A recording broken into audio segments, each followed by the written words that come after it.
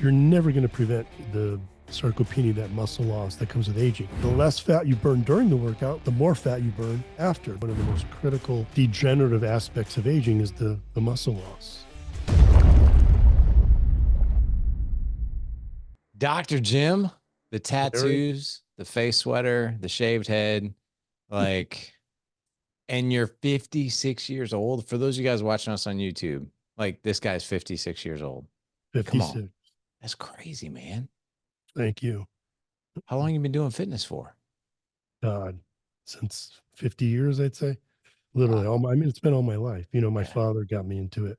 In fact, you know, my entire family, his father was a professional boxer. You know, never went anywhere. You know, but he was a professional boxer. He died before I was even born, so I never got to actually know my grandfather. But you know, that fitness lifestyle was in our family, and on my mother's side, her cousin was on the U.S. Olympic weightlifting team in the 60s. So I was surrounded by weightlifting on both sides of the family. In fact, and then on my father's side, I had a cousin who competed in bodybuilding, and, you know, I would go watch him. So, you know, it bit me. And this is the time, and this is, you know, in the 70s, and when, you know, Arnold was, you know, the guy in bodybuilding. So, you know, I was all about that and started training, you know, with a program at, you know, a very young age, single digits. Man, that is really cool. You know, so fitness is part of my life, but I have the anti-gene of fitness. In other words, like I train really, really hard, and yeah, that anti-gene likes to fight it a little bit harder, I think. Right. But no, that is really cool, man. Yeah, uh, there is an actual anti-exercise gene that Really, we what is it? discovered in rats, actually. You know, I used to run a lot of rats on a treadmill, and then we would biopsy them, actually remove the muscles. We would do biopsies in humans, but in animals, you just take the entire muscle. And, you know, you'd have a rat running on this treadmill, and on the back is a little, you know, a little electrical pad that, you know, shocks them. Nothing severe, but it, you know, it just kind of keeps them on the running track so that they don't just sit there. And there are rats that literally would rather be shocked to death than run on that treadmill. And there was a scientist who, like me, you know, noticed this, you know, sort of anecdotally, that there's a lot of rats that just won't, others will just run forever, you know, like if it's a two, they're supposed to be running for 2 hours in the 2 hours, you'd have to take them off the treadmill. They wouldn't even be fatigued, and others wouldn't even start. And then there was a scientist who kind of looked into it and found that there's actually a gene that makes these rodents not want to run. So it's a real thing, at least in animals. But I would guess that we also have a similar gene in Wow. humans. Well, you know, I'm actually, so I But definitely don't use hit. that as an excuse, everyone. I was about to. That just means you need to fight harder.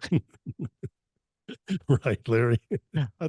So you'll appreciate this, man. So I had like, I've been having like this midlife crisis over the past, I just turned 49 in July. Yeah, I So, understand. I understand. right. Yeah, So been I'm like, all there. I right, know. before I'm Yeah. 50, right.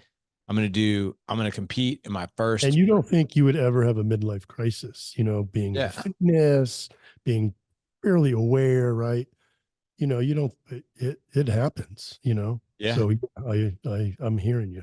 Yeah. I mean, I don't know. I just want to turn 49. I was like, I want to do some things that I haven't done fitness related. So one of them, and as you and I are recording, it's September 30th. So next week, this podcast goes out after the fact if I survived, but which I'm sure I will.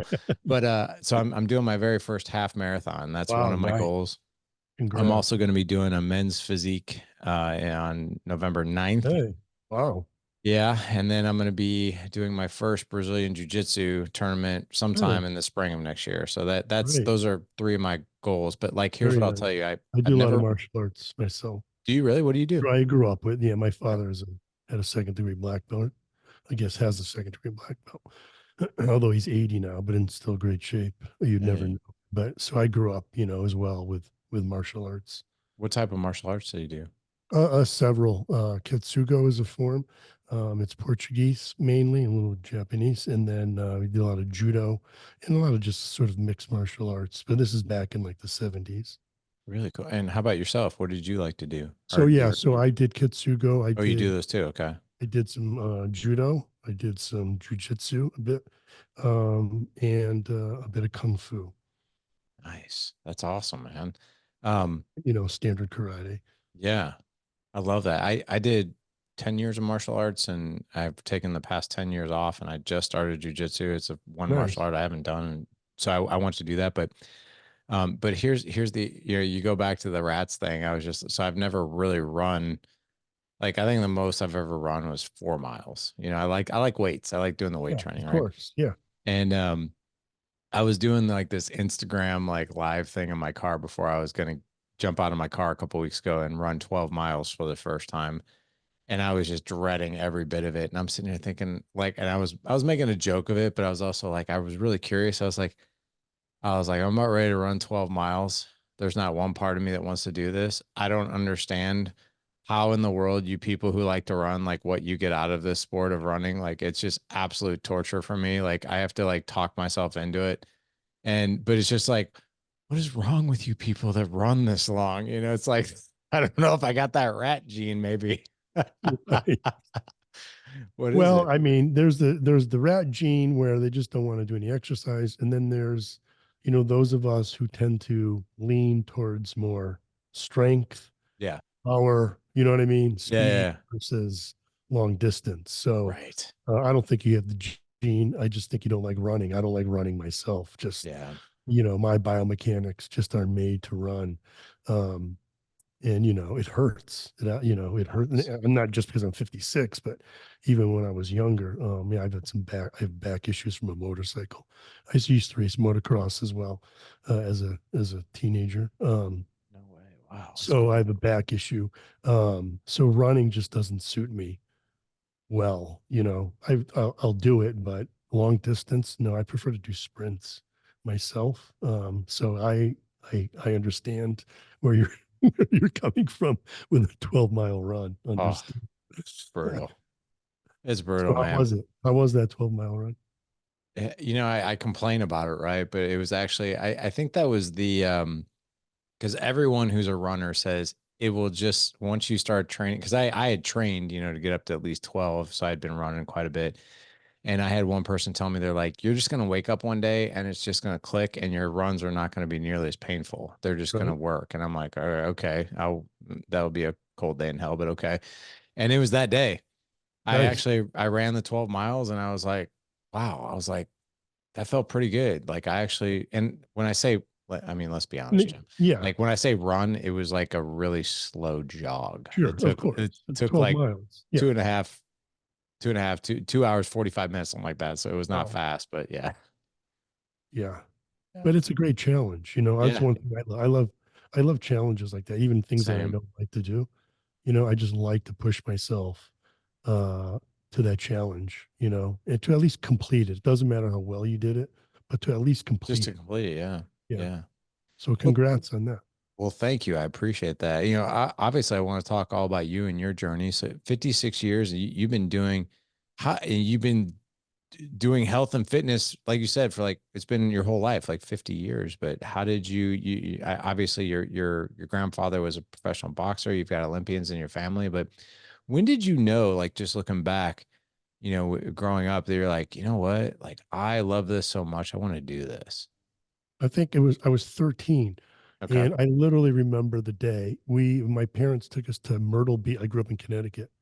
So we would drive south, off into Florida, New Jersey shore, that kind of thing. Myrtle Beach was a popular summer vacay for us. So they rented a condo, and my dad would get me muscle magazines. He loved to read them himself as well. So um, which is how I kind of got into what I do, the education of it, putting that information out there was from reading those magazines.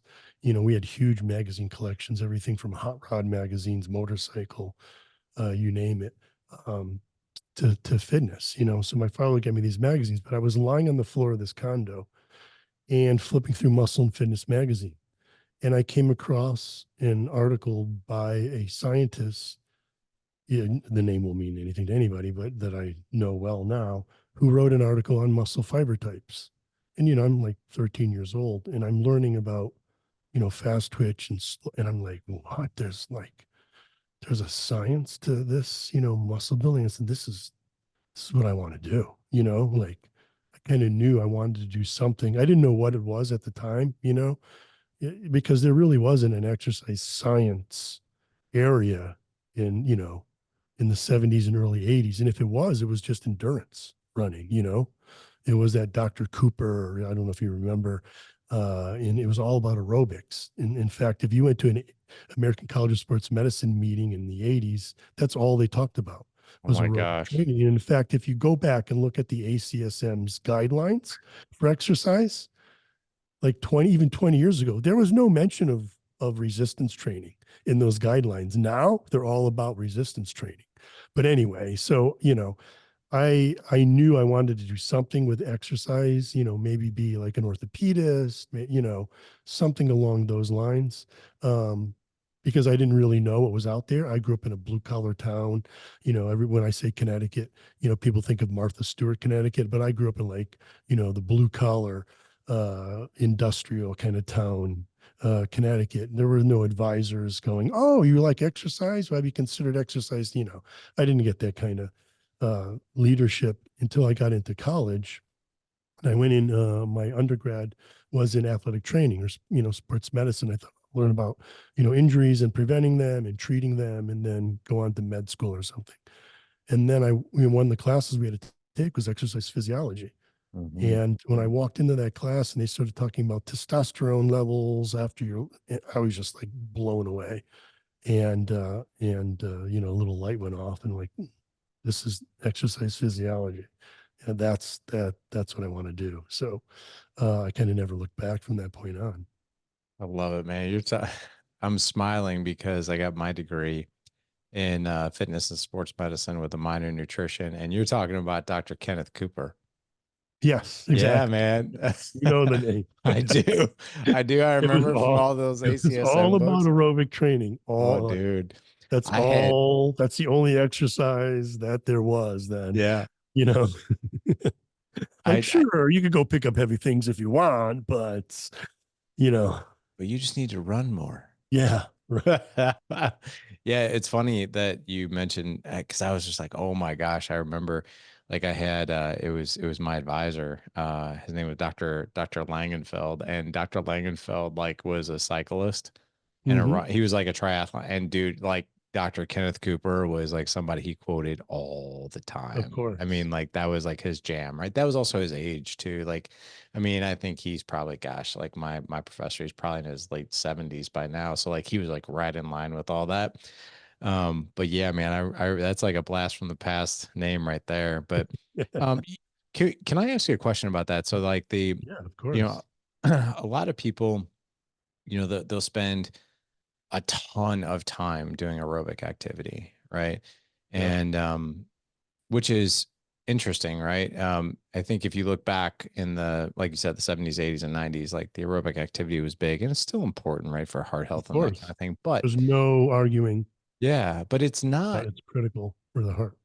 but it's not going to give you, the I would say prolonged metabolic results that you're probably looking for, correct? Correct. And it comes down to muscle mass, Yeah, right? I mean, right, what happens with aging? we lose Sarcopenia, it. right? We lose muscle, particularly the fast twitch.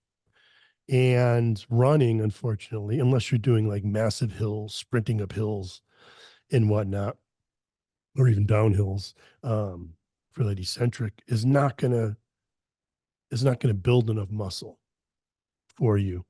And really, we know one of the most critical degenerative aspects of aging is the muscle loss. And there's no way around preventing that other than resistance training. And you're not going to prevent it. Let's be honest.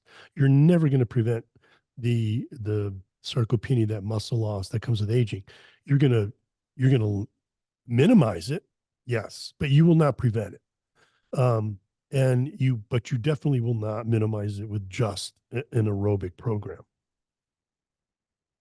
So So you need, and like I said, now the AC, the American College of Sports Medicine, has resistance training guidelines mandatory in their recommendations. So so we know it's critical. yeah, and so talk to me. So you mentioned fast twitch versus slow twitch, and that Mhm. slow twitch is our aerobic, correct? Yeah, slow twitch Yeah. is your aerobic. They have longer endurance, less strength, less power, and then you have your fast twitch. And I mean, there's in between all those, but let's just keep it simple and talk about our slow and our fast. Right, our fast twitch are the ones that give us our strength, our power. They grow the biggest, whereas the slow twitch, they actually want to stay small because talking about a cell, right?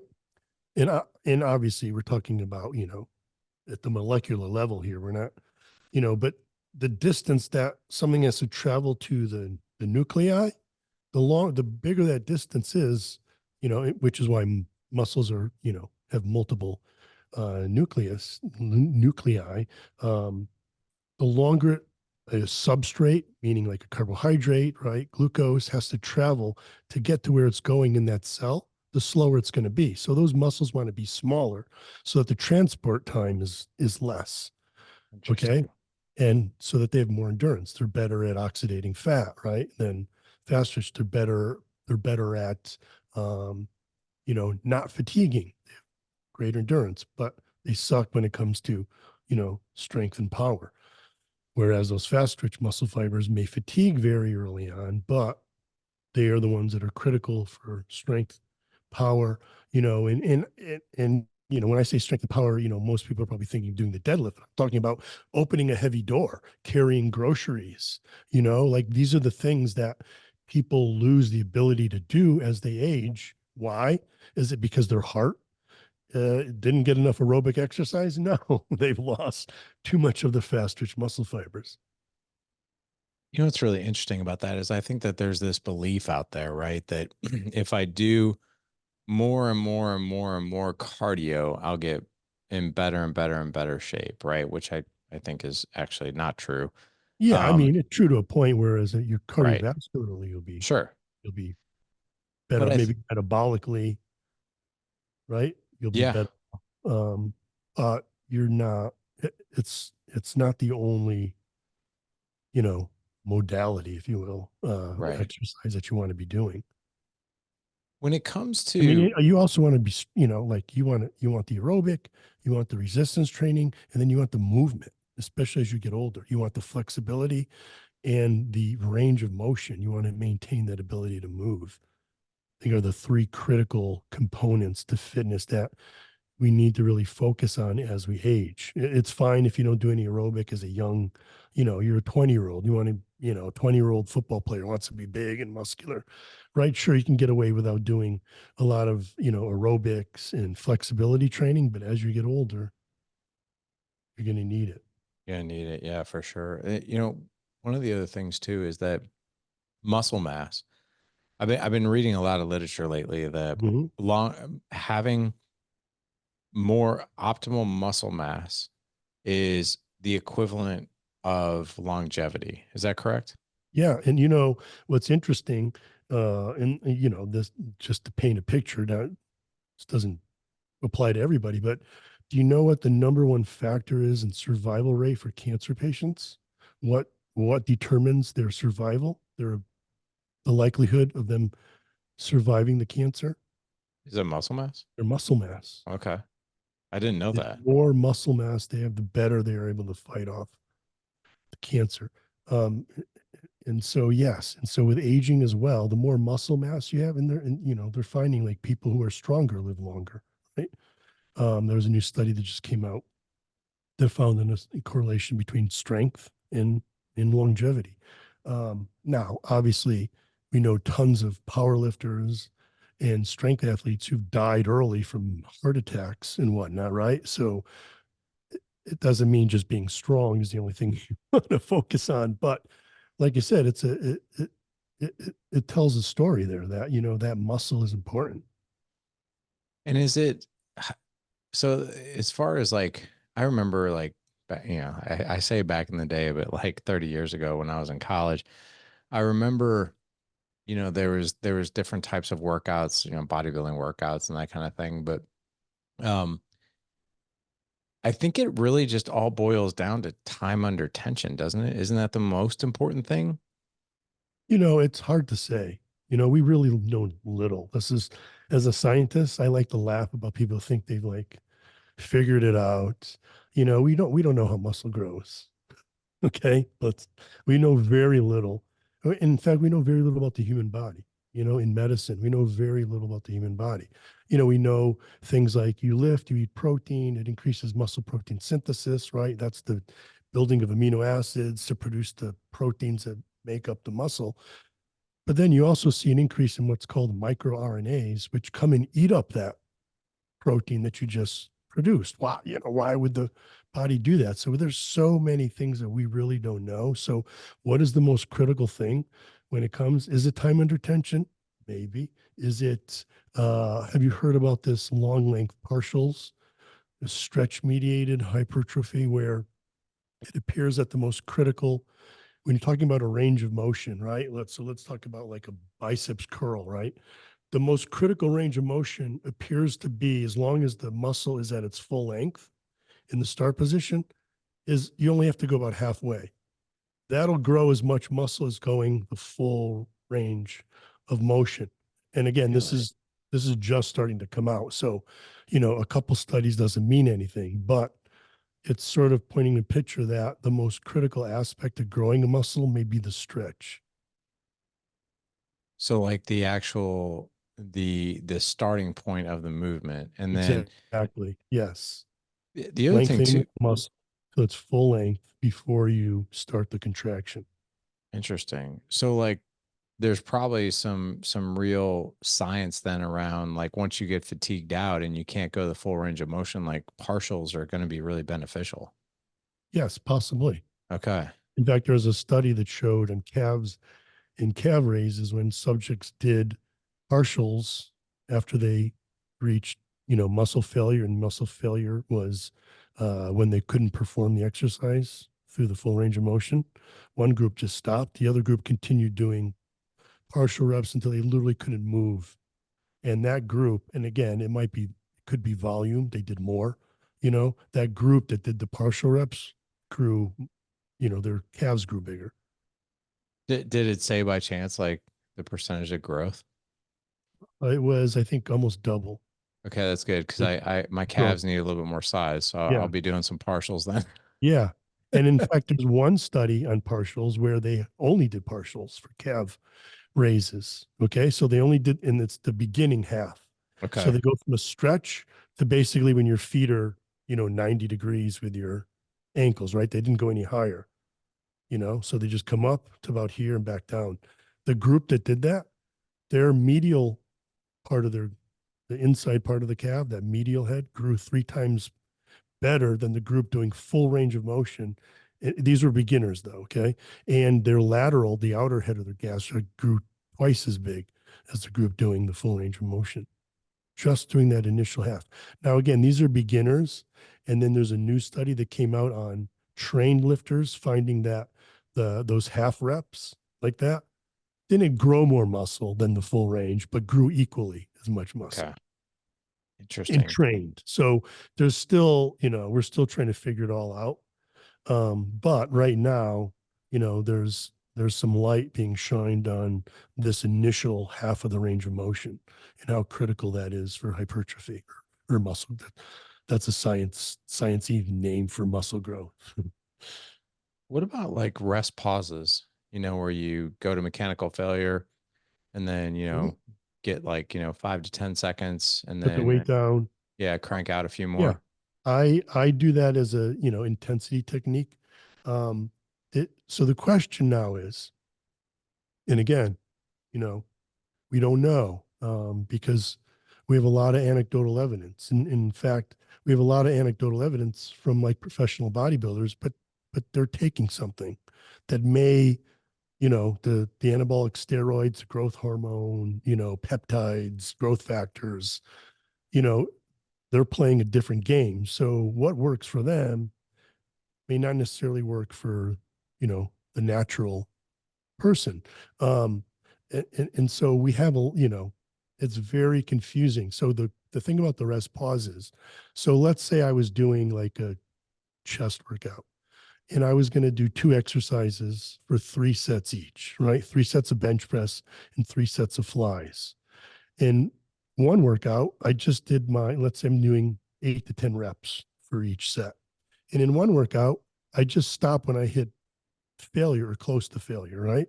And I put the weight down and I rest and then I do another set, right? And then I do it and I just stop and that's all I do, right? Just straight sets, nothing at the end. And then one workout, I do my first set, I get, 8 or 10 reps, I hit failure, I put the weight down, I rest 15 seconds, and then do a little rest pause and bang out 3 or 4 more, right? Put the weight down and then rest. Then when I go to my next set, I do the same thing. The difference between those two workouts is in the workout where I didn't do rest pause, I'm going to be able to either lift more weight on the second set or be able to complete more reps because I didn't fatigue myself so much as I did with the rest pause set, right? So when I do the rest pause set, right, on the next set that comes, I'm now going to be more fatigued than if I just stopped right? And so now I'm not going to be able to complete as many reps on that second set or not be able to use this, as heavy of a weight. I'm either going to have to reduce the weight to get the same number of reps, or I'm going to just be able to get fewer reps. So doing more reps over the course of the workout might be more critical than the intensity factor. You see what I'm saying? For muscle hypertrophy. And again, we don't really know yet. Wow, man. I mean, so when you say that I always thought, I was like, man, we know so much about the human body, but what you're telling me is we actually don't know. We don't know a lot. We don't know jack. As a scientist, trust me, we don't know jack. Well, We really don't. We're just really starting to scratch the surface. isn't that crazy? Like It it's is. almost like the frontier of the unknown in a Yeah, way. no, Like, right? it's growing Yeah. exponentially. And with AI, who knows how Yeah. much faster our knowledge base will grow. But, it's so confusing um, because we just don't really know. There's, so many questions. Wow. That's really cool. So let's actually focus on maybe what we do know. Like, so, our audience, we're dads, right? We're family men. We're a lot of us are married. Some of us are not married, but I would say the guys who listen to the show are somewhere between the age of, I would say, 28 and 52. Tight on time, right? They For don't have kids, a basically, for kids. kids. Yeah, the whole Me. thing. But like, and let's really focus on the things that really move the needles, right? Like I would love with you to focus on like efficiency and effectiveness. So like, because guys don't have a whole lot of time to screw around when it comes to their fitness Yeah, and that right. kind of thing. So, So, right. So if you don't have a lot of time, one of the things I recommend are supersets mhm. so let's say you're doing like chest and a back, right? So you've got a bench press and then let's say a pull down, right? Instead of doing your bench press sets and resting, right? 2 to 3 minutes between sets, and then doing all 3 sets of the bench press, then going over to the pull down, a more efficient way would be to do your set of bench press, then immediately go do pull downs because now the chest isn't really, again, it's involved to some degree, but it's not really being, fatigued while you're doing the pull down. So your chest is essentially resting while your lats are working. Then you take the rest. Then you go back to the bench press and then do the, bench press pull down, then take a rest. And the new research has shown that that doesn't cause any detriment of muscle strength or muscle size, no detriment. So you get the same benefits as if you were just doing straight sets, but in less time. Hmm. So supersets are definitely the way to go as far as like, Efficiency and wise. And there's some research that shows that you burn more calories both during the workout and after. I would So your guess. afterburn is higher with the supersets. So if somebody's more interested in dropping some body fat, which most people are, it's also effective for helping you, whittle away at your waist, if you will. Is there, so with supersets, do you always want to work a different muscle group, or So is it yeah, so there's two kinds of supersets. Supersets where you're working two different muscle groups so that that other one is resting, right? But then there's also what's called compound sets, which is it just supersets, but for the same muscle group. So you pick two exercises and do them back to back, right? Without any rest in between. You do the rest after the second exercise, right? And now, like I said, with compound sets, that's a little different because you're going faster through the workout, but it's not giving that muscle enough rest. And again, what's going to happen is you'll be weaker on that next set that you do because you've really fatigued it by doing two exercises back to back. Not that necessarily is a bad thing. For a pro bodybuilder, that might be a good thing. But again, a pro bodybuilder is, taking things that help them recover, that help them synthesize protein better than the average person. For the average person doing compound sets, I have a lot of programs that use compound sets. But again, it's about efficiency, not about strength. Depends on your goal. got it? Okay. And what about I've been reading here recently for joint health, right? Maybe it's Mhm. because I'm a little older, or because maybe I should have done things a little differently when I was younger, but what I'm reading as it relates to joint health is that it's actually easier on your joints if you go a little heavier, but the rep range is not nearly as, so your rep range between like maybe 6 to 12 at the most. When you start edging into like, 20 repetitions, 30 repetitions for a set, it's going to wear down those ligaments and those joints a little bit faster. Is that correct too? I mean, that's hard to say. I've actually seen evidence, but this goes a little far back that shows that like very heavy sets, less than like 4 reps, might actually decrease the joint's ability to sort of regenerate, whereas higher reps may actually enhance it. Okay. And what is classified as higher reps? Is that like 10 or is that like 30? Yeah, over 10, Over 10.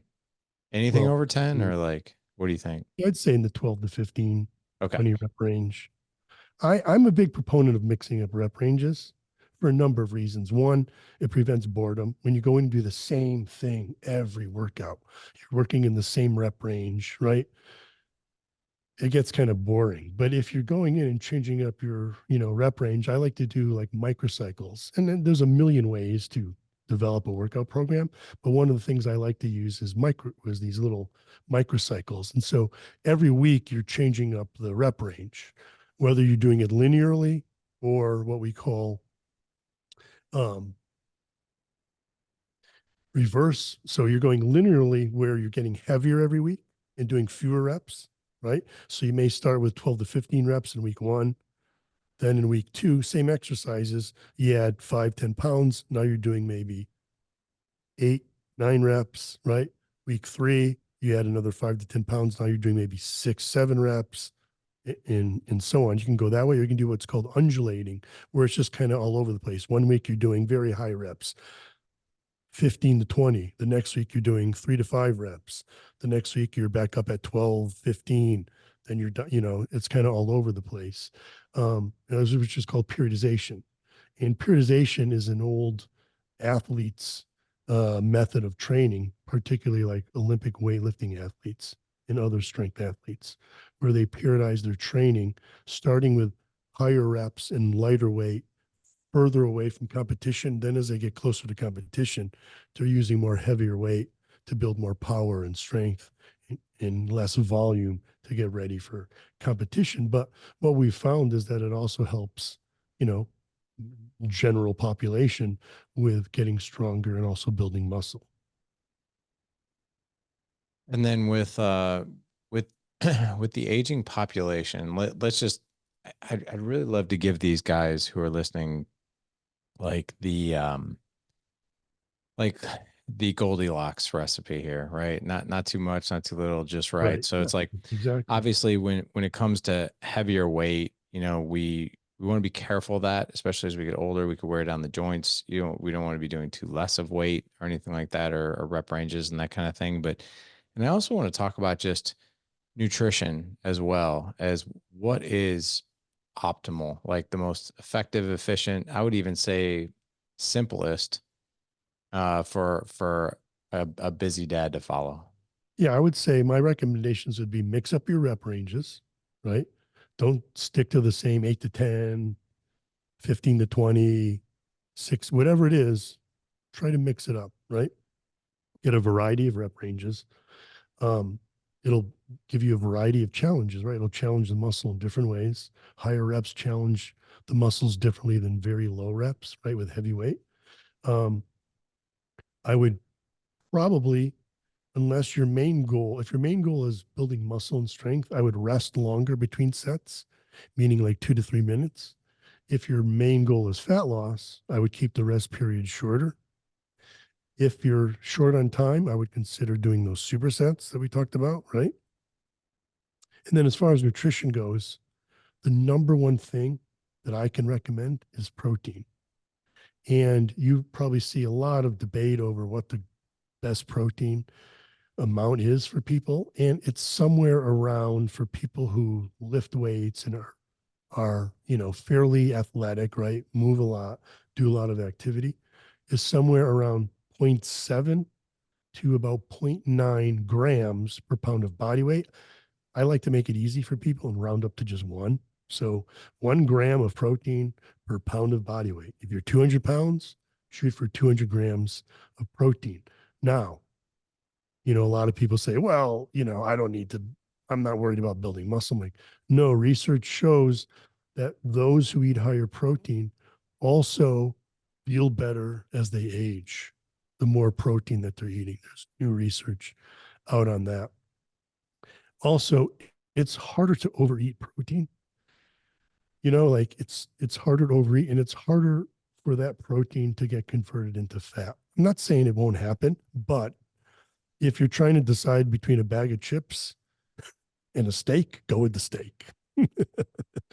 is what I'm saying. Because like I said, it's harder to convert, for your body to take that protein and convert it into fat, than it is to take, you know, potato chips or carbs, whatever, and convert that into fat.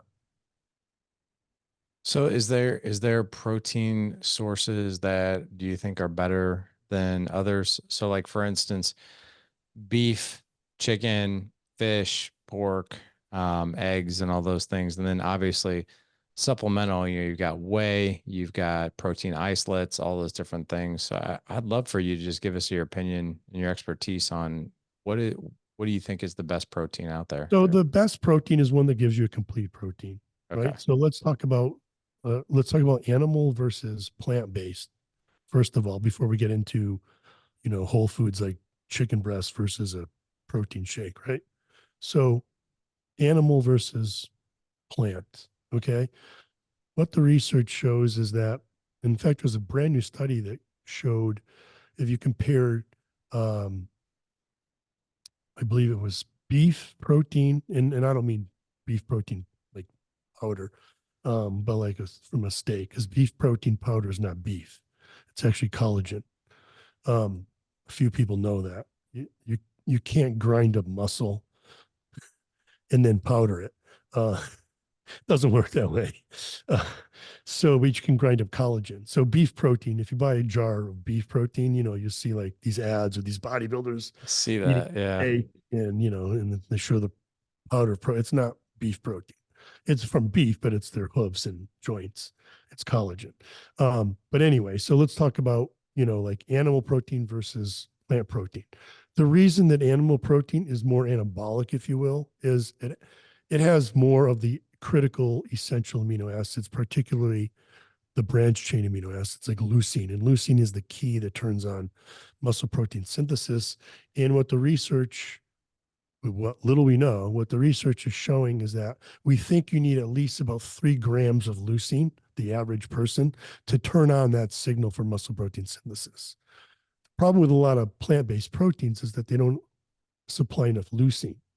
So you either need to supplement with leucine if you're eating a plant-based diet, or you need to eat more of the plant-based protein to get enough of the leucine. As long as you do that, it's equivalent to what we think it's equivalent to animal-based protein. Okay, that's the only difference, is the amino acid composition, right? And the amount of critical amino acids in the plant-based protein. Okay, there's plenty of vegan bodybuilders and vegetarian bodybuilders who still can build muscle, but they eat enough, or they're smart, rice and beans, so that they get the amino acids that are minimal in that other one, right? And so that's fine. But like I said, there was a study that showed that it was, and I may get the numbers, this is a brand new study, that I think 27 grams of beef is equivalent to like 40 grams of soy. It takes to get that same spike in muscle protein synthesis. And again, because the soy is lacking in leucine and whatnot. But if you eat enough of it, right, then you get enough of the leucine to stimulate muscle protein synthesis. So though that's the difference between animal and plant. Now let's talk about a steak or a chicken breast on my plate versus, a whey protein shake. Okay. The difference there is the speed that those amino acids get into the bloodstream and then get to, let's say, the muscle, right? Whey is very, very fast, extremely fast. If you drink a whey shake, in about 30 minutes, those amino acids will be in your bloodstream. If I eat a steak, it's going to take several hours for me to digest that, break it down, right? Now, is that critical? Maybe, but we used to really think every scientist would tell you, around workouts, get in a whey because it's very fast digesting, right? Because you want those amino acids to go to the muscle right away, right? While you're exercising or recovering, right? And gets there, versus eating a steak, which is going to take hours to get there. And then, your muscles will lose that anabolic window, right? And a lot of that comes from a lab in Galveston, Texas, University of Texas Medical Branch in Galveston, Bob Wolf's lab. Again, not a name that means anything to anybody, but back in the 2000s, late 90s, early 2000s, they were showing that when people did a leg workout and then had a whey protein shake, an hour after, muscle protein synthesis spiked. But if they didn't, muscle protein synthesis actually dropped. And so that set up this anabolic window kind of theory that you needed to eat within an hour after you train.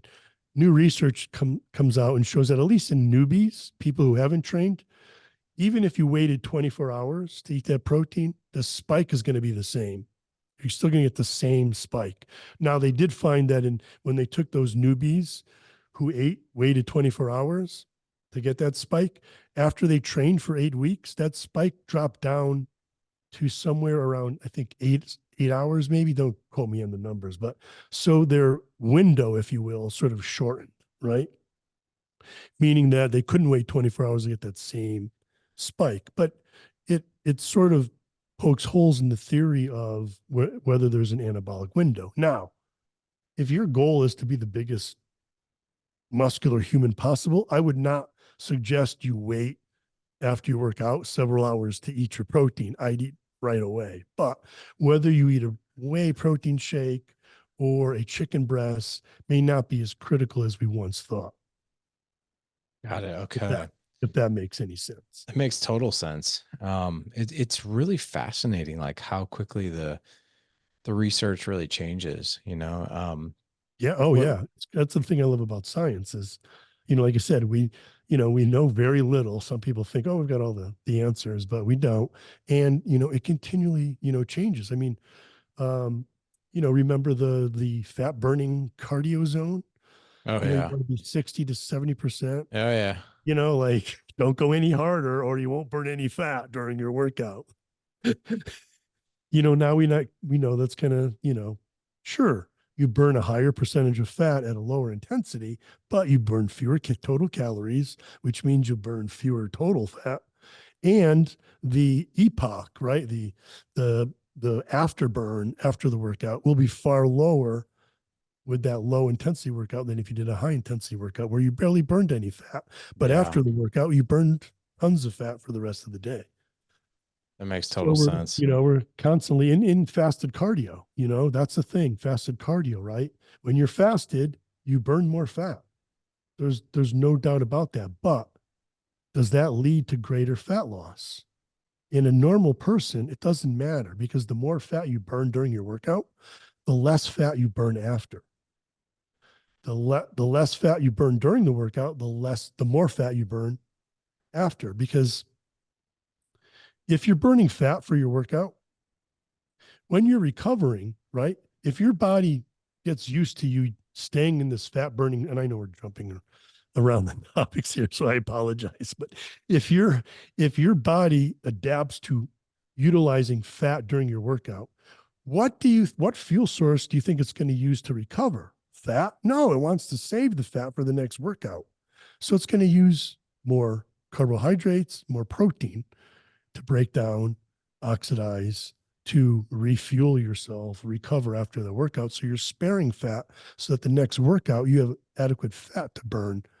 Whereas if you were doing a high intensity, right, high intensity interval style training workout where you're burning almost no fat in a high intensity interval training workout, right? But why does that lead to such great fat loss? It's because after the workout, right, for the other 23 hours of your day, you're now burning more fat than if you did a low intensity workout.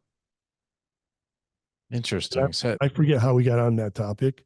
So I let me ask. apologize. No, you're good. Like I think when we think of like cardio and all this other stuff, we're thinking of like treadmills and running and ellipticals and all that.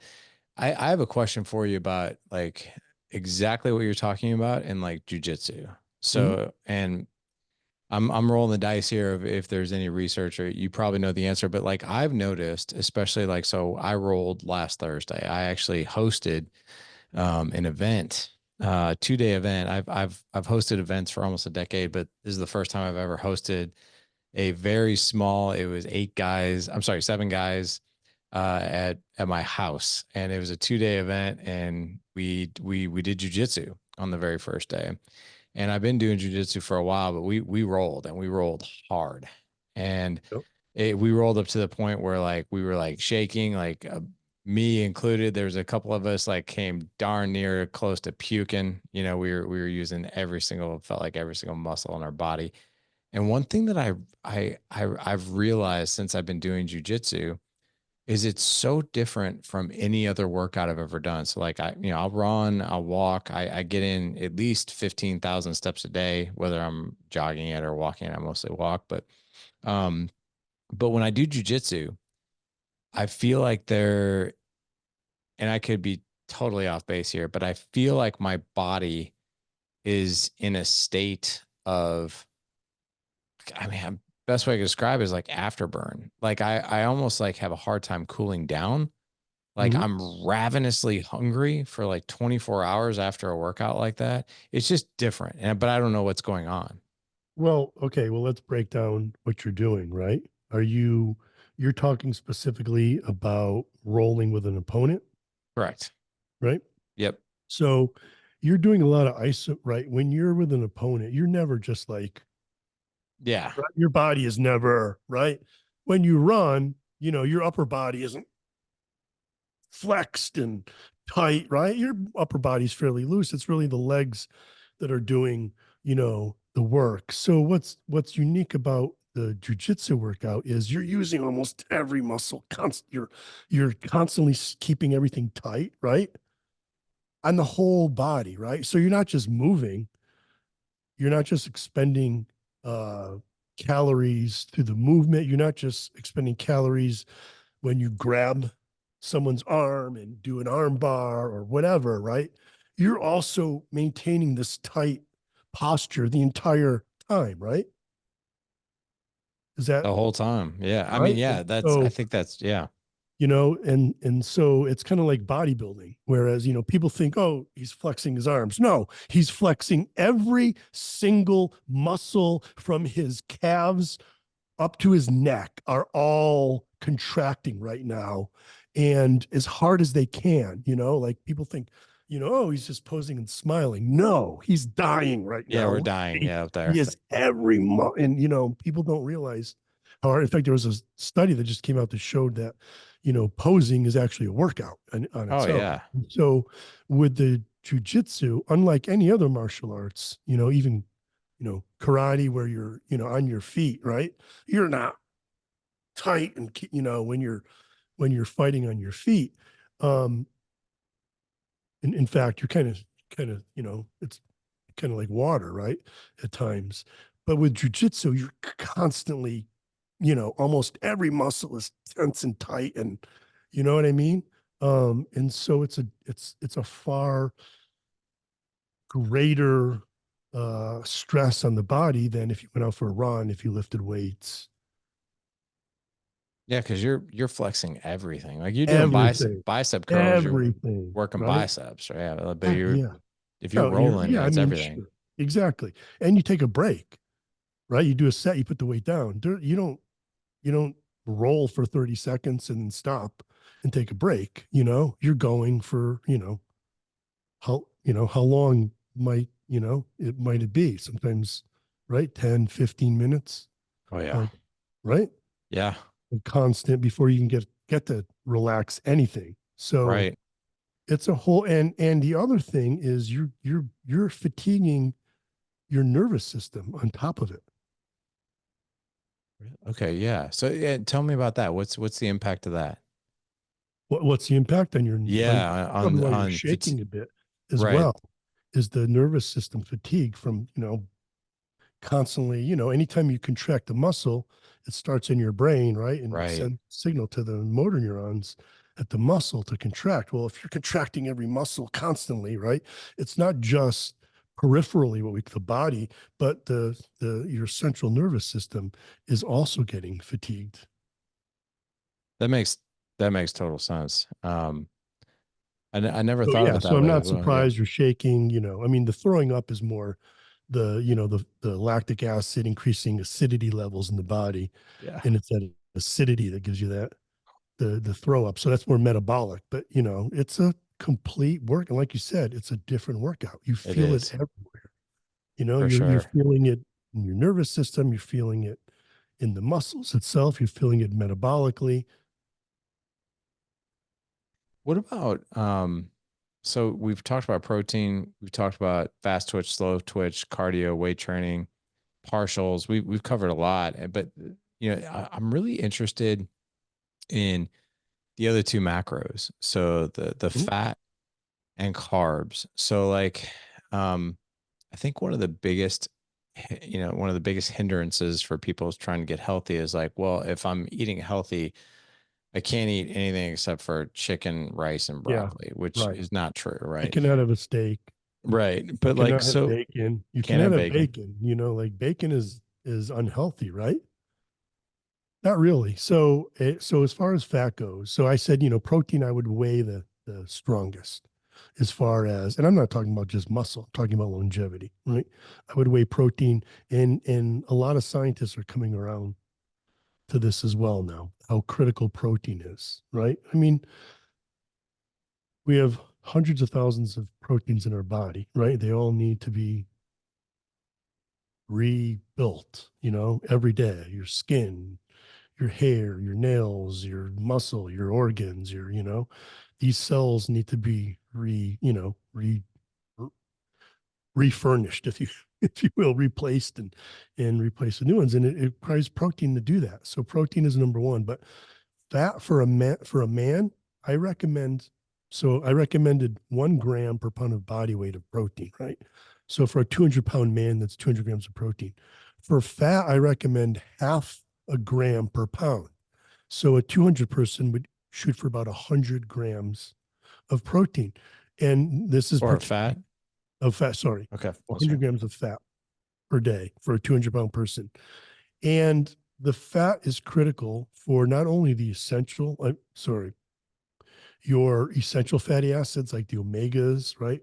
Omega 3s, particularly omega 6s. And you can argue about, people already get enough omega 6s, so should they focus on their omega 3s? But you want those, right, for health reasons, but as well as monounsaturated fats, but you also want a male wants some saturated fats. And in fact, research shows that those who eat more saturated and monounsaturated, like peanuts, avocado, right, olive oil, those monounsaturated and saturated fats will convert more testosterone. So they'll have higher testosterone levels. So for males, as you age, the other thing that happens, not just loss of muscle mass, but it's a loss of testosterone. One of the ways to combat that is to make sure you're eating enough fat as well as enough cholesterol, believe it or not, unless you have issues with cholesterol, right? Unless you have a family history or your own issues with cholesterol, you don't want to shun cholesterol. Cholesterol is critical for the integrity of the cell. It's in the cell membrane and it maintains that integrity. So research has shown that when they take people, older people, and put them on either a low cholesterol or a high cholesterol diet and a strength training program, those on the high cholesterol gain more strength and muscle mass than those on the low cholesterol. So for any male who doesn't have cholesterol issues, I would not recommend trying to keep your cholesterol low. I'm not recommending you go and purposely eat high cholesterol foods, but don't worry about your cholesterol and don't worry about the saturated fat. You can have some saturated fat. I typically like to recommend, and again, this is getting a little too specific, but about an equal amount of saturated mono and polyunsaturated fats in your diet. So fat, and again, I'll leave with the main tip is to shoot for about half your body weight in grams of fat per day. Can you just go over the difference between saturated, obviously, you understand, but poly and mono? Tell me about those. So it's just the amount of what we call unsaturation. Okay. So a mono means that one of the carbons isn't filled with hydrogen. And again, this is getting complex. Is not covered with hydrogens, but has a free bond. And that's what's called unsaturated, meaning there's all the hydrogens that a carbon can hold are not there. And Doesn't so unsaturated, monounsaturated means that there's basically one carbon that's not overloaded with hydrogens. Poly means there's multiple carbons that don't have all the hydrogen there. And the difference is, the monounsaturated is like from olive oil, the polys are from mainly plant-based, in fish, like the omega-3s are polyunsaturated fats. got it. Okay. Is saturated fats also a fat that's solid at room temperature? Yes, Okay. exactly. Going back to my nutrition classes back in college. So, can you Right, also like bacon. Bacon has a lot bacon? of Yeah. saturated fat, right? When you hold it, it's pretty solid. You put it in the Yeah. pan, all of a sudden the pan's full of grease. It's Right. not, there's all this liquid because it was heated. It's no Right. longer room temperature. Can you also go over just the difference in I don't know much about the omega-3 versus the omega-6, but I know that it's a detriment if we get one more than the other. Is that Yeah, correct? so I can't most remember people which get a one. lot of omega-6s Okay. in our diet from from from plants and like corn oil and vegetable oils, not olive oil. Olive oil is a mono Okay. unsaturated fat. And not fish oil, which is the omega. So your omega-3s are and the omega-6s are essential. However, in the typical Western diet, we get way too many omega-6s compared to 3. And so what I typically recommend, since most people are getting omega-6s, is to focus on the omega-3s versus trying to lower the amount of omega-6s that they're eating in their diet. And what is the best source for those? Like I'm even talking like brand. Well, I mean, Well, I guess if somebody was going to supplement it.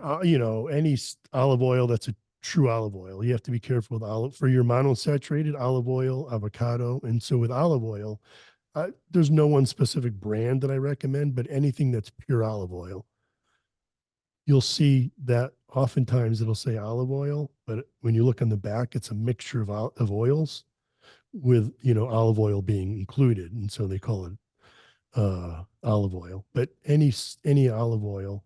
And with olive oils, there's cooking olive oil and then there's eating olive oil. And by, cooking, you just go with a simple refined olive oil. Again, 100% olive oil, not a virgin.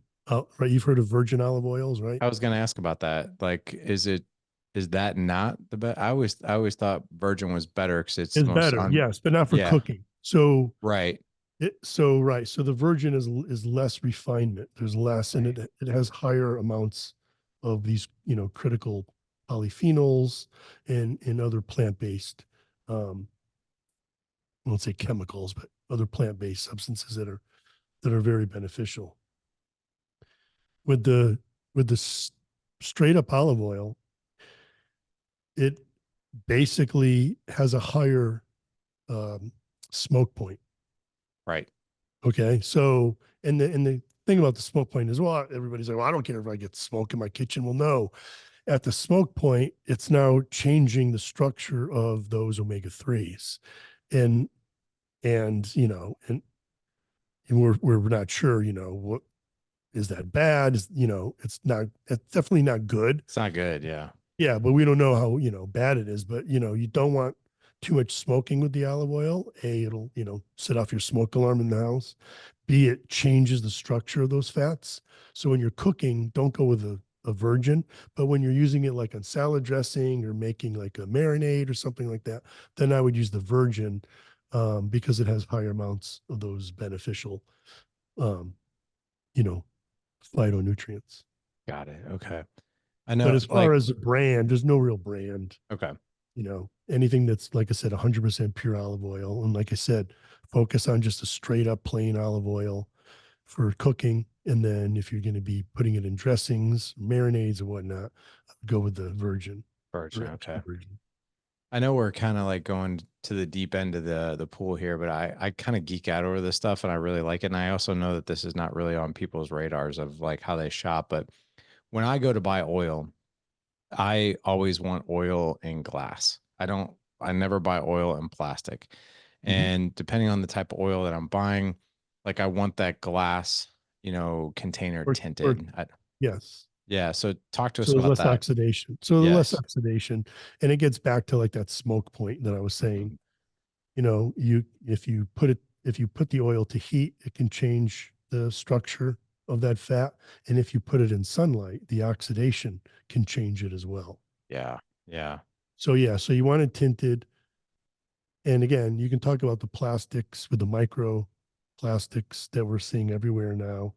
Um, you know, you may not even, want to be drinking bottled water out of you may want to be going glass with your water as well, if you're concerned about those microplastics. But yeah, generally speaking, not every olive oil that's in a plastic container is necessarily bad. Um, but typically, if it's in glass or in like the metal sort of can Yeah. thing, it's typically a higher quality oil. I don't even, so I haven't drank, I very rarely will drink water out of a plastic bottle. Like even at our house, we've got like this giant 5 gallon glass dispenser. Yeah. And then we all drink out of stainless steel type of cups or Oh, glasses. We just don't drink plastic around yeah. here. 'Cause well, actually, I'd love for you to share that. Like, I mean, I know that there's a huge impact on, men's hormones and that kind of thing, and especially with microplastics.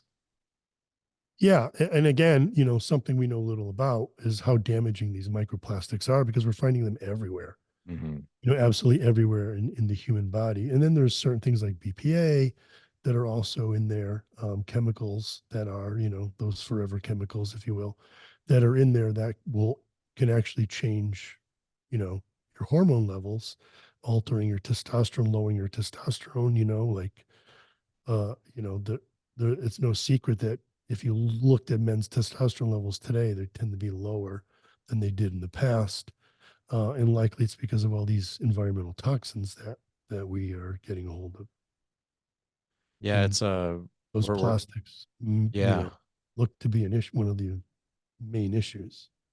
And when you say plastics, I mean, I think a lot of us think of plastic like bottled water, but I mean, this is your milk container, right? This is Your milk your container, sandwich your baggies. like this is a stainless steel Right.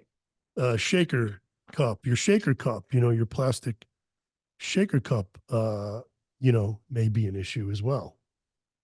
And even like sandwich baggies, plastic Yes. coverings over things like we even like, Yeah. so we use Lunch glass, meat like, that you buy that's prepackaged oh in a yeah, plastic container, things like that.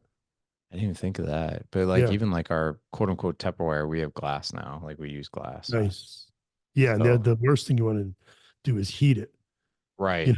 like when Not good. you heat it, it's like it even breaks down the plastics even further Oh and it yeah. lets them leach out even more into the food.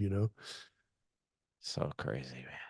So like if So we yes, were, so little we know. I mean, plastics were invented as to help us, to Mhm. make life easier. It wasn't so heavy to transfer your water, in being in business of, having to ship things to people. I understand how heavy glass is and how that adds to the cost, and then there's breakage and how dangerous it is with broken glass. So plastic seems like an amazing idea in 1970 and 1980, but now in hindsight, maybe it wasn't such a good idea. Yeah, not such a good idea. I will tell you, man, like these 5 gallon things of water, they're about 48 pounds a piece. And we've been drinking this water for 10 years. And my wife and I, between the two of us, we've dropped 3 of these over the years and they make a horrific mess. Yes. But Yeah. but the But water tastes good.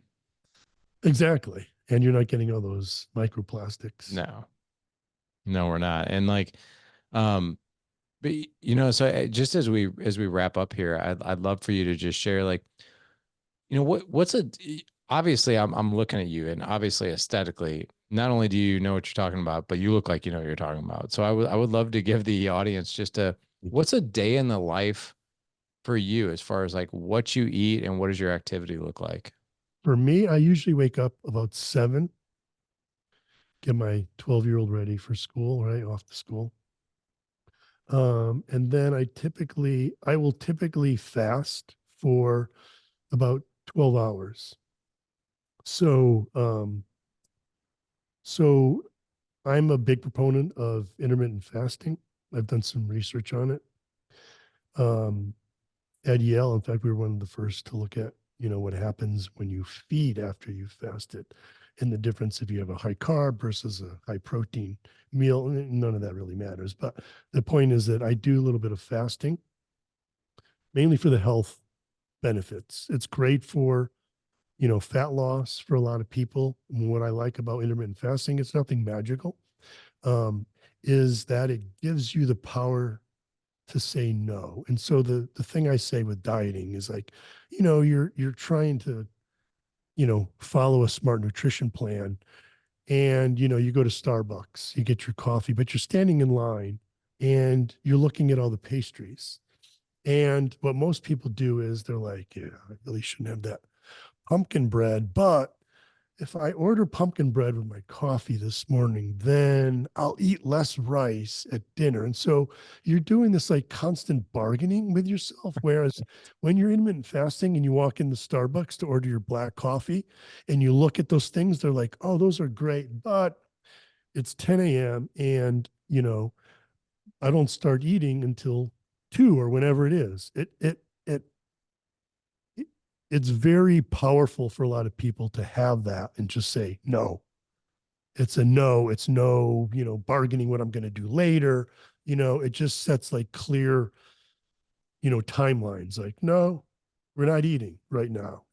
And what I find is it allows you to be a little to allow you to be a little looser with your diet when you do eat without it being so damaging. So I typically try to go about 12 hours from my last meal. So if I eat, my last eating was at 9 p.m.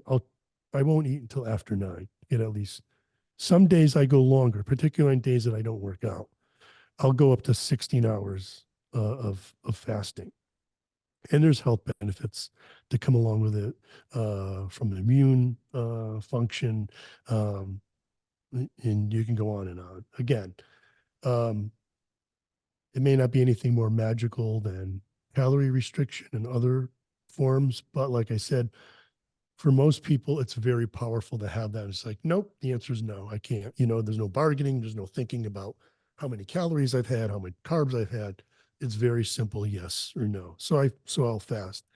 Then if it's a workout day, I will eat about 100 grams of protein for breakfast, along with some carbs like oatmeal or fruit. Um, but I focus on getting at least 3 meals in that each have 100 grams of protein. So I try to get 300 grams of protein. I weigh about 200 pounds. And at 56, so remember I said I recommend about 1 gram per pound of body weight, but I'm doing 300 grams, which is 1.5 grams. That's because I'm over 50.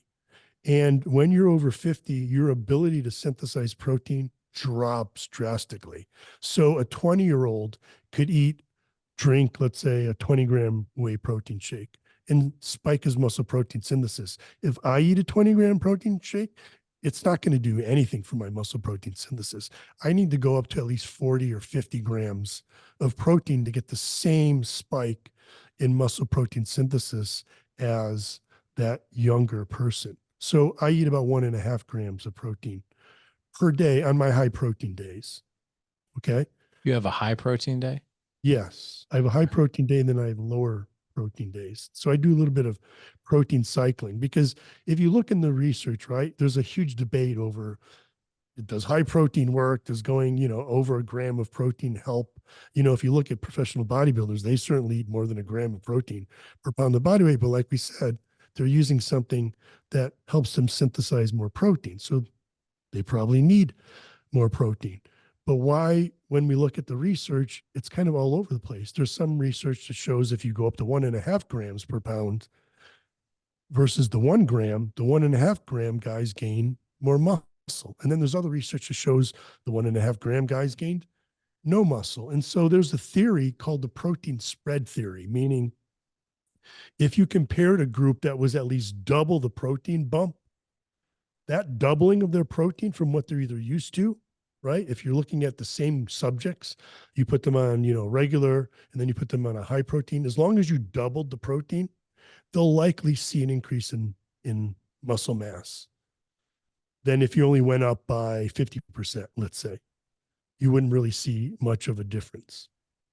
And so, but if you went up to 1.5 grams and you started gaining muscle from that, you wouldn't gain muscle forever at 1.5 grams.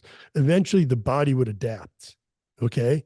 And you're going to adapt the amount of protein you take in by decreasing your efficiency at converting those amino acids in the protein. Because the body's like, oh, we're getting enough protein. We can slow down the muscle protein synthesis. We're getting enough. However, if you ate too little protein, now the body has to get more efficient at converting the amino acids that you're giving it into muscle protein. So the reason I cycle my protein is that my body doesn't adapt to eating very high protein for too long, so that those enzymes that are involved in muscle protein synthesis don't decrease. I drop it on days where I'm not training. I drop my protein very low, probably, somewhere around 0.5 gram per pound of body weight, which is normal. That's a normal intake for most people, but for a bodybuilder, that's very low. And so I do this, like I said, again, there's no hardcore evidence that this is going to work. But on theory, it's preventing my body from adapting to a very high protein intake by having those low protein days. So anyway, I'll have about 3 meals on my high protein days that each have about 100 grams of protein. So I'm getting in about 1.5 grams of protein per day. So, I'll go to the gym and, I live, this is not just my gym, it's my studio. So I'll be shooting video, I'll have photo shoots, I'll be doing work. I have a pretty much a lab in here as well. So, I have EMG, I have, machines that can test testosterone levels. So, I'm doing a variety of things in here. So I'll come in here probably, depending on 10 or 11, depending on what we have to do, and then get my workout in. And again, it depends. Like today, I already worked out. A lot of days I won't work out till maybe 2 o'clock or even 3 o'clock, but I'll get in a workout. Um, then I usually will be here till probably about 7 or so. Um, and then I go home, to my family, have dinner. And that's when I'll have my, last meal basically. I may have a meal after, a small meal after, a snack, something fun. And then I'm in bed by probably, hopefully by 11 or so. Got it. Okay. And is there a so I love fasting myself. So I love doing intermittent fasting. I just it goes right in line with what you're talking about with like the no Yeah, that pro, control that you the have. control and the productivity and like I've even noticed like just brain fog. Like I just feel like I can operate and just so much better. As far as like weight training, is there a scientific reason why you do it around in the afternoon? Is it better or is it can you train in the morning and still same effects? Yeah, again, that's, one of these things that is very debatable. We know that the human body works best somewhere around 4 to 7 p.m., right? Our physiologically, biochemically, we're optimal in that time period, right? We perform better. If you tested your bench press at 8 a.m. and then at 5 p.m., you'd probably be better at 5 p.m. It's true. But what they found is that people who train in the morning tend to be, if you test them in the morning, tend to be stronger at the time that they work out. And so you tend to adapt. So the thing that it's just my schedule. Like I said, today I worked out in the morning. Tomorrow I'll probably work out 3 or 4 p.m. It's really more about my schedule than an ideal time. So what I recommend to people is whenever it fits your schedule. Do not think about anything else. If 7 a.m. or 8 a.m. is when you can do it, if it's 10 p.m., that that's all that matters is doing it and doing it consistently. It doesn't have to be at the same time. It's more about the consistency. And so I think that's what's more critical about the time. If you think, oh, I'd rather work out at night, and then you get home, you have dinner, then you're with your family, and now you're like, now I gotta go to the gym, and it's just like, no. Whereas if you got up in the morning, did it right before you headed to work, you got it done, it's out of the way, you don't have to worry about it. If that seems better for you, then go with that. So whenever it's going to fit and allow you to consistently do it is all that matters as far as the time goes. Like it, man. I love it.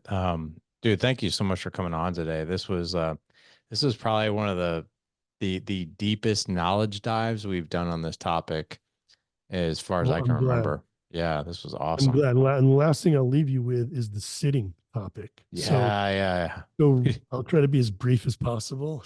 We were gonna nail that one too. Let's spend some time on But it. there's so Yeah, much other things to talk about.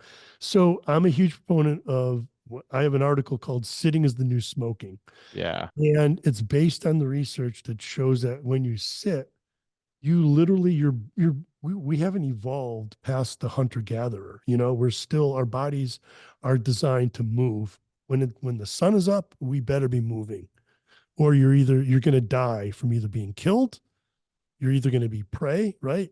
Or you're going to die by starving because you're not getting prey. You're not out there hunting and gathering. So we're designed to move, and only until it's dark are we allowed to sit and rest, right? When it's safe.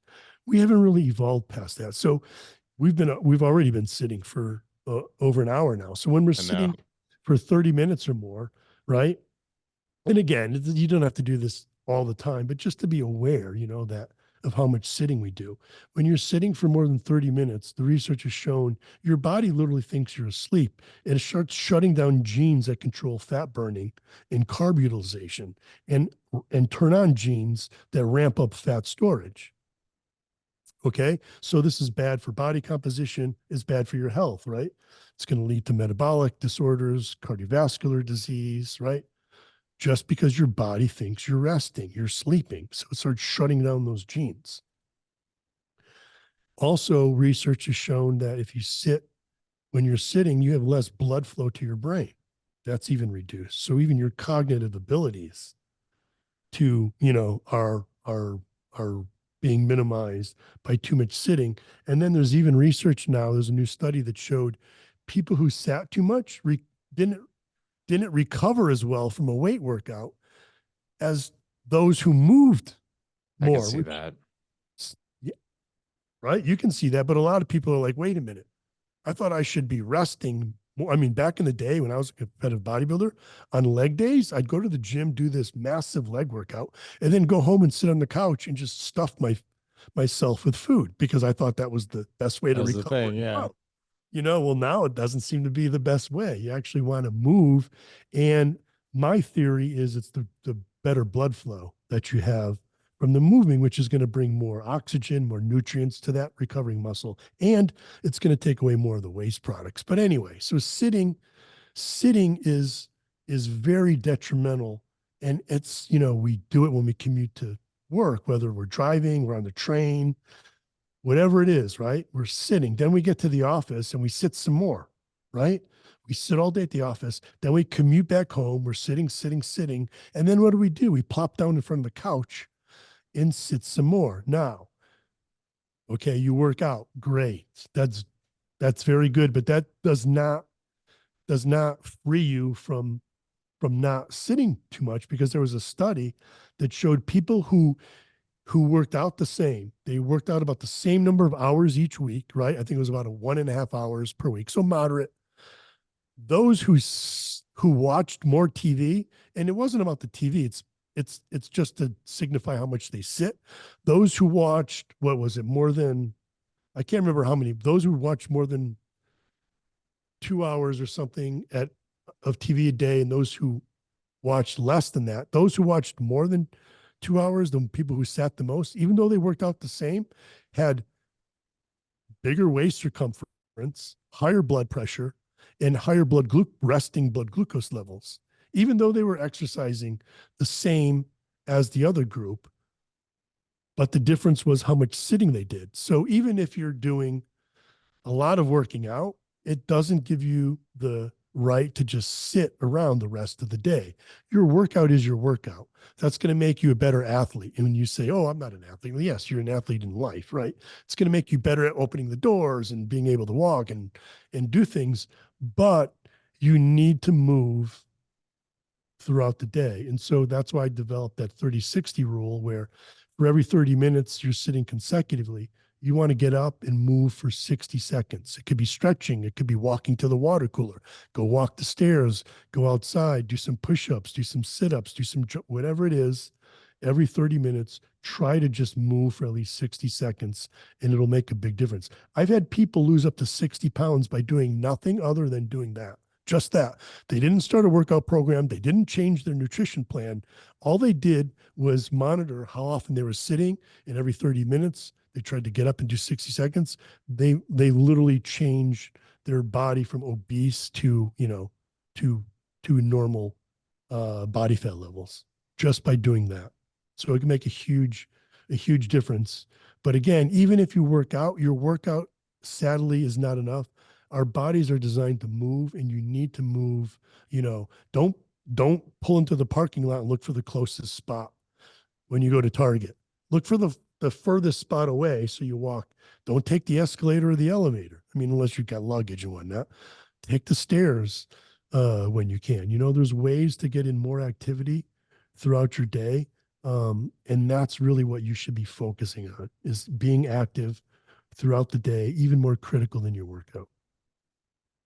I'll tell you, man, I'm a huge believer in this. I've been on this almost 100 days of transformation of just things that I've been doing.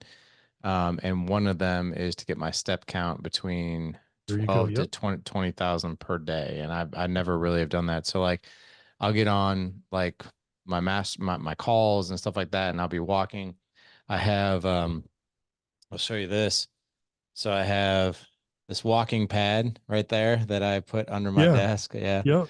So like just in when I'm in the office, I'll get up and walk. The only days that and I still even today I got 12,000 steps in, even though it's my podcast day, but the only days that I am not like I find it a challenge to move that much is Mondays, and that's because I do 3 to 4 podcast episodes in that day. Oh yeah, and And I you know, and we're still, like I said, we're sitting right now. Like, yeah, we're oh, sitting right now. But here's the interesting thing. On Mondays, when I get out of this office, I feel the most tired and smoked right, and yeah, less rejuvenated than on day than Tuesday through Friday because I'm moving, moving, moving, moving. And on Mondays right. I'm sitting, sitting, sitting. It drives me nuts. So you can imagine how the typical, you know, dad I'd feels I'd because lose they're it. Yeah. probably doing sitting Monday, Tuesday, Wednesday, Thursday, Friday, you know? Right. I can't do it. Yeah. Can't do it. Yep. I'd go crazy. Movement. It's critical. It really is. That's right. Movement. Well, Jimmy, this has been awesome, man. I want to make sure that if the guys want to connect with you, which I have a good feeling a lot of them will, because you are just like a savage knowledge expert. It's very apparent you have your doctorate in this. Not only that, but it's very apparent that you keep up with the continuing education because you're able to rattle off these things just unbelievably well. So it's a very apparent you stay sharp and knowledgeable on this. But where can guys find you if they want to connect? Oh, you know, I mean, every social media platform pretty much. I'm on TikTok, I'm on Instagram, I'm on Facebook for people, for those who still have Facebook. I'm on X, formerly known as Twitter. I'm on YouTube. You know, it's just Jim Stoppani. And then there's my fitness website and app, which is just jimstoppani.com, where you can go to the, you know, Apple app or Android app store and download the app. Well, guys, not to worry. We're going to have all of Jim's links in the show notes for you. If you guys go to thedadedge.com/497 for this show. Again, thedadedge.com/497 for this show. Um, Jim, thank you so much for coming on, man. This was awesome, so informative, so educational. I truly loved it. And you speak my language, man. I love geeking out over this stuff. Show me the science, show me the data. And that's what I love to see. So this was awesome. Thank you so much for Yeah, coming well, on today. my pleasure. Thank you for thanks for the invite, and we'll have to do it again. We Sounds know good, my in the friend. future. Yeah, love it, All man. right. Thanks again. Yes. Talk soon.